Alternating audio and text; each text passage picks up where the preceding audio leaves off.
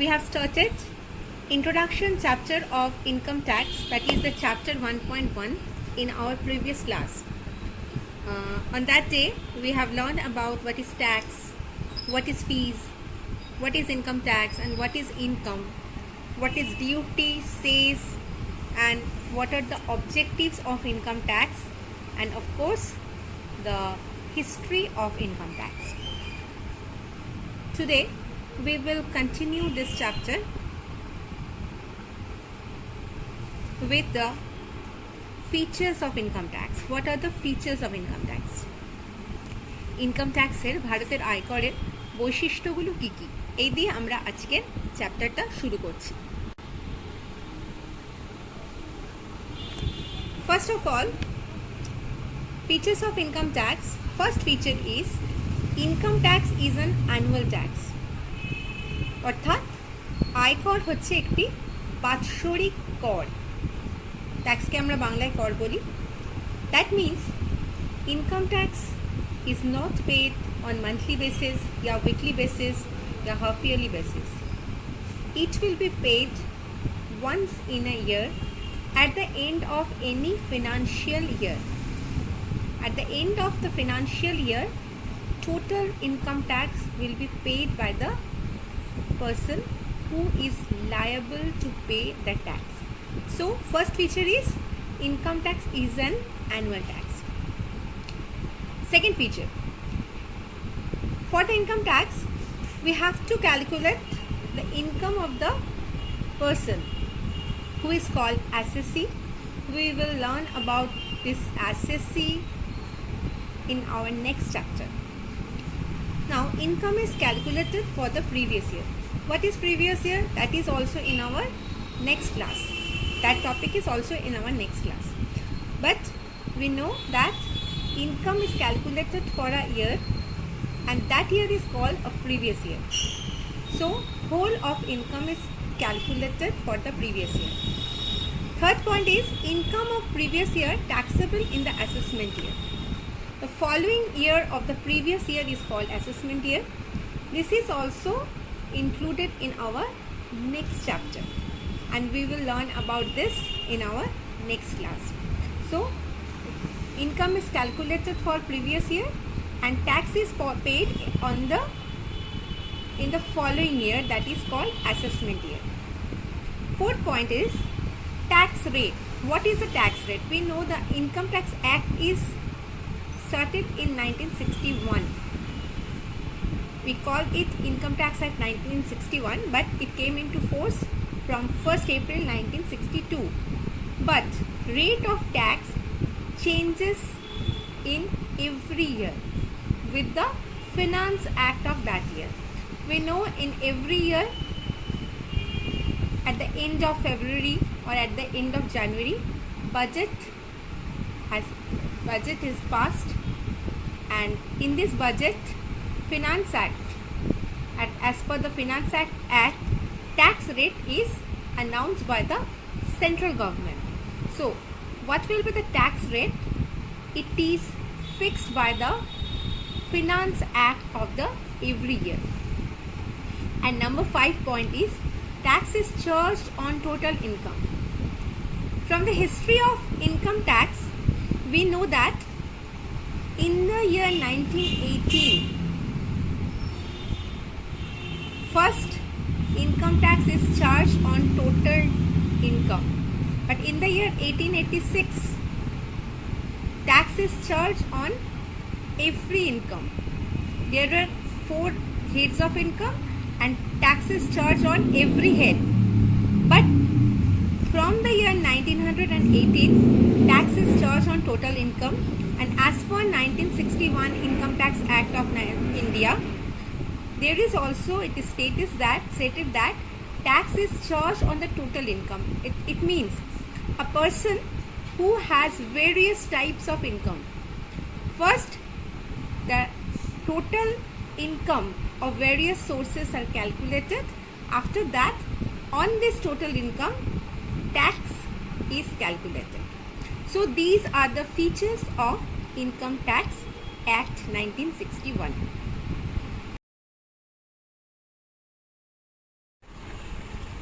Our next topic is tax structure in India. ভারতীয় কর কাঠামো. Tax structure in India is classified into two parts. One is called direct tax বা যাকে আমরা বাংলায় বলছি প্রত্যক্ষ কর. Another is indirect tax অথবা আমরা বলছি পরোক্ষ কর বা একে অপ্রত্যক্ষ করও বলে. Now what is direct tax? From the name direct, it is clear that tax is paid directly by one person, that is direct tax. What is the definition? Definition of direct tax is tax on which incidence and impact falls on same person. বাংলায় বলছি কর ঘাত এবং করপাত যখন একই ব্যক্তির উপর পড়ে. I am giving an example. Suppose Mr. A earns income and Mr. A is paying tax to the government. That means tax incidence falls on Mr. A. কর ঘাত Mr. A এর উপরে পড়ছে and impact falls on Mr. A. That means Mr. A is paying the tax. So who is earning income? He is paying the tax. That is called the direct tax. Examples of direct tax are income tax, corporate tax, securities transaction tax, agricultural income tax, wealth tax, professional tax. These are the examples of direct tax. In our syllabus, only income tax is included. Our name of the subject is income tax. But you have to know what are the direct taxes are India. Okay? Now, what is indirect tax? What is the definition? Tax on which incidence and impact falls on different person. বাংলায় কি বলছি? করঘাত এবং করপাত যখন বিভিন্ন ব্যক্তির উপর পড়ে. I am giving an example. Suppose you went to the medicine shop for purchasing medicine, and on the medicine flap the price is written, but you are paying higher than that amount. That means you are paying the tax. When we are buying some goods, we pay the extra amount with the market price of that good. Suppose you went to a restaurant for a dinner, and in the bill there is some taxes. What you eat, the amount of your food is added with that tax. Now you are paying the tax to whom? You are paying the tax to the restaurant, and restaurant is paying your tax to the government. Here the role of restaurant is an agent or collector. He is collecting tax from you and paying the tax to the government. That means here incidence of tax falls on you, but impact of tax, that means who is paying tax? Tax is paying by the restaurant on behalf of you. So this is called indirect tax. Before 2017 there are various types of indirect tax, but from the 1st July 2017 in India there is only one indirect tax, and that is called goods and service tax or GST. You have to know this name. GST is one and only indirect tax. Now here is an example. In case of direct tax actually involves two persons. There are two persons. One is taxpayer. Suppose Mr. A is earning income and Mr. A is paying tax. So Mr. A is taxpayer and tax receiver is the government. Mr. A is paying tax to the government directly. So incidence of tax falls on Mr. A and impact of tax is also falls on Mr. A. But in case of GST or indirect tax, it involves three persons. Who are they? Taxpayer, collector and tax receiver. In our example, restaurant is the tax collector. Taxpayer paying tax to the restaurant, he is the collector, and collector is paying tax to the government, who is the tax receiver. So indirect tax involves three persons. Taxpayer directly not pay tax to the government, so it is called indirect tax. Taxpayer is paying tax to the government indirectly through another person. So this is direct tax and indirect tax. You have to know the definition of direct tax, indirect tax, and of course from book you have to know the difference between direct tax and indirect tax. In case of difference, one point is the definition. You can give definition. Another point is the examples of direct tax and indirect tax. Okay? Other point you have to collect from your book.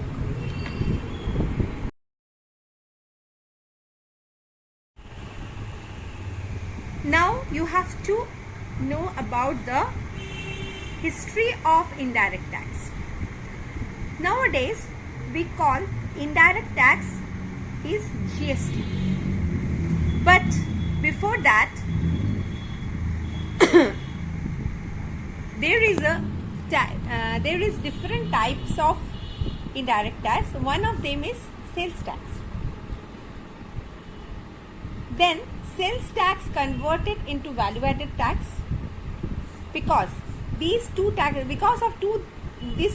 system, there is some problem, there is some disadvantages. They are double taxation. Sometimes here double taxation is made, complicated taxation is there, and different taxation in different states. For these disadvantage, from 1st July 2017, one tax system has came in the name of GST, one nation, one tax, that is goods and service tax. It came from 1st July 2017. Remember this date. Now, GST are of three types. One is called CGST, Central Goods and Service Tax. This part is collected by the central government. Next, SGST, State Goods and Service Tax, which is collected by the state government. And third is Integrated Goods and Service Tax, collected by interstate. Collected by interstate, not intrastate, interstate. Okay. Now, when you pay bill of anywhere, suppose in a restaurant, suppose in Spencer, suppose in Big Bazaar, when you receive the bill, you can see that there are two tax included. One is CGST, another is SGST. The total amount of tax is divided into two equal parts.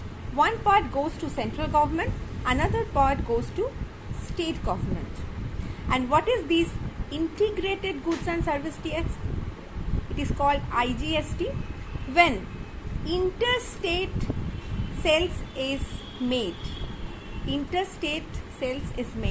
at that time integrated goods and service tax is required. Suppose a seller from Maharashtra and a buyer from West Bengal. From West Bengal, a buyer purchasing goods from Maharashtra. Okay? At that time, the GST charge, that is called IGST. Okay? In case of export and import, this IGST also charged. Now, come to the next point, that is tax collected by. Now, We have two governments. One is central government, another is state government. Central government earns revenue and state government also earns revenue. Central government collected tax, income tax, wealth tax, security transaction tax and central goods and service tax. These taxes are collected by central government. You have to remember this because in MCQ sometimes this type of question comes. Central government collected these tax. What are those? Income tax, wealth tax, security transaction tax and central goods and service tax. These three are direct taxes and CGST is indirect tax. State government collects agricultural income tax, professional tax and state goods and service tax, SGST. Agricultural income tax and professional tax are direct taxes and SGST is the indirect taxes. You have to remember this, which tax collected by central government and which tax collected by the state government. Next topic is stages of imposition of tax. There are three stages of imposition of tax. First stage is when assessee, who is taxpayer. Now you just know that taxpayer is called assessee. First stage is declaration of liability by the assessee. That means assessee has to declare what is his income and what is the taxable amount of his or her income. That is called declaration of liability. Second stage is assessment. That means income tax authority assess the tax of the assessee. That is the second stage. And third stage is recovery of tax. And the third stage is income tax authority recover tax from the assessee. That is the third stages. That means stages of imposition of tax is 3. Declaration of liability by the assessee, assessment and lastly recovery of tax. Now there are 3 topics you have to know. First one is called tax planning, কর পরিকল্পনা, বাংলায় আমরা বলি হচ্ছে কর পরিকল্পনা, that is tax planning.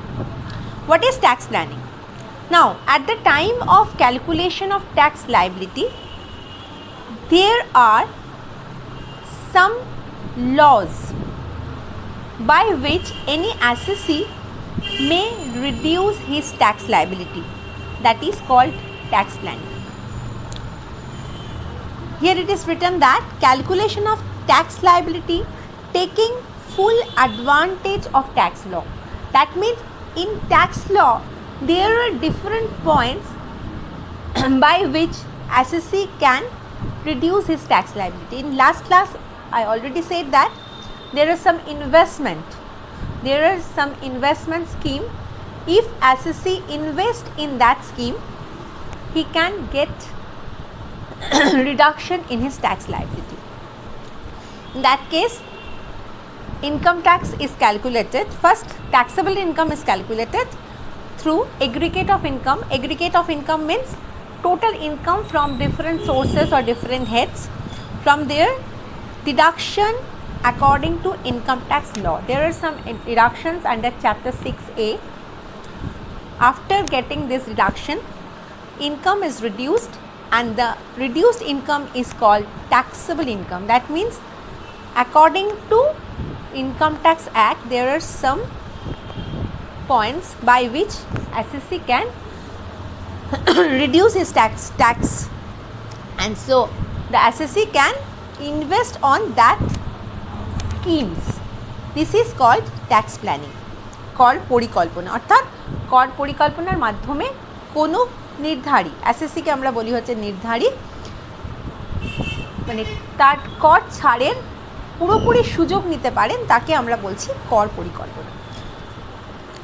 Next tax avoidance, বাংলায় আমরা একে বলছি হচ্ছে কর এড়ানো।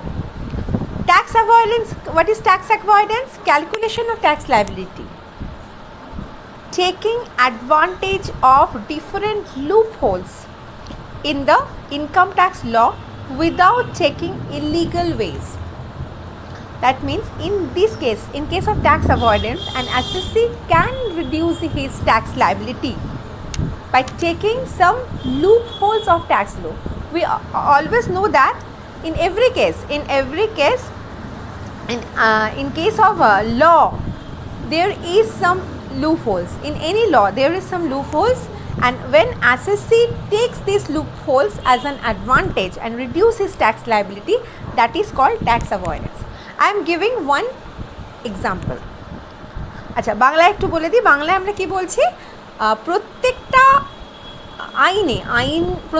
আইনে কিছু কিছু লুপ হোলস থাকে, মানে যার মাধ্যমে নির্ধারী কিন্তু তার করটাকে কমাতে পারে। এটা কোনো বেআইনি জিনিস নয়, এটা সম্পূর্ণ আইনি পদ্ধতিতে যে কোনো নির্ধারী কিন্তু তার ট্যাক্সটা কমাতে পারে, একে আমরা কর এড়ানো বলছি। I am giving one example. Suppose a person invested in his fixed deposit, and from where he or she get some interest, and now interest is also taxable. But if assessee invest in the name of his father or mother who is senior citizen, we know that for senior citizen there is some more tax reduction. Now an assessee is investing in a scheme on the name of his parents, father or mother. In that case he or she is earning income by interest on fixed deposit, but that interest is coming in the name of his parents, so that interest is not included on his or her income. So this is a loopholes, and by this any assessee can avoid his tax liability or reduce his tax liability. This is called tax avoidance. And last is tax evasion. Now what is tax evasion? This is a illegal way when a person illegally reduces his income tax, that is called tax evasion. By what process a person can reduce his tax liability? First of all, by suppression of income or sale, मतलब income और cell को वो कम दिखा सकते हैं, और inflation of expenditure को ज़्यादा दिखा सकते हैं। इसमें क्या होता है, प्रॉफिट कम हो जाता है। तो इसके ये suppression of income and inflation of expenditure, by this way an assessee can make tax evasion, but this is an illegal way. So that's all for this chapter. We have completed chapter 1.1, that is introduction of income tax. What point I have gave to you, you have to learn that. Okay, thank you. Today's class is over.